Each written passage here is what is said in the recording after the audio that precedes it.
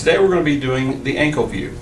The routine views for ankle are going to be an AP, the oblique, and the lateral. And there are two different ankle obliques that we'll show you. One is the Mortise view, which is the most common that we use at our sites, and there is the true oblique, which is a 45-degree oblique. So we're going to bring the patient, of course, into the room, laying on the table. We're going to push a shield on the patient. Our film size is going to be 10 by 12. We're going to use lengthwise. Our SID will be 40 to 44 inch SID. And this is our AP view. The technique will be 8 mass at 57 kV. We're going to have the sock and the shoe should be off the patient. We're going to center it up as best we can to the center of the film.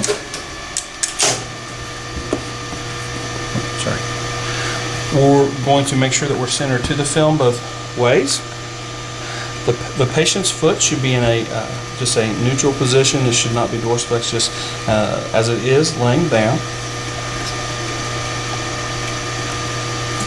Our collimation will be into about the skin margins.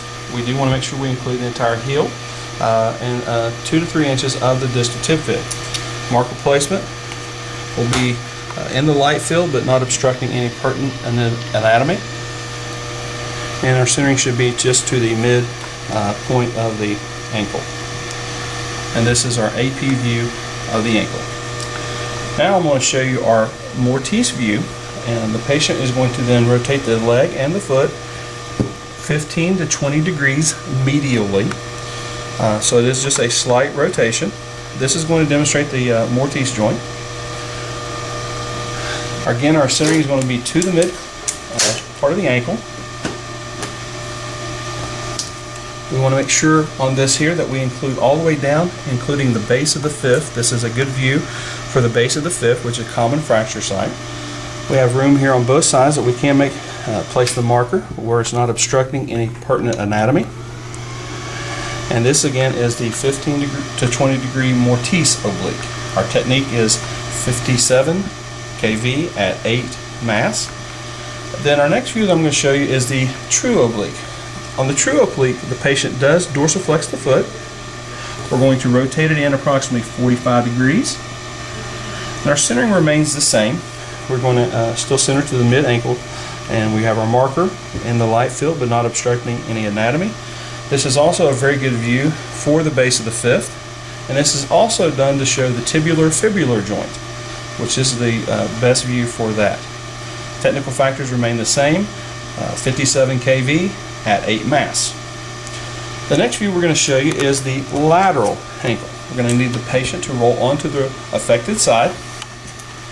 We're going to again use the plantar surface as our guide, as we do for the foot, and make sure that it is perpendicular. The patient does dorsiflex the foot for me, and then we're going to try and get that by raising and lowering the knee to get it perpendicular to the IR.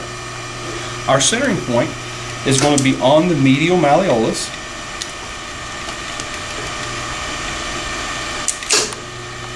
Okay, we do to make sure that we include on this the entire calcaneus to the base of the fifth, and then we also want to include at least 2 to 3 inches of the distal tib fib.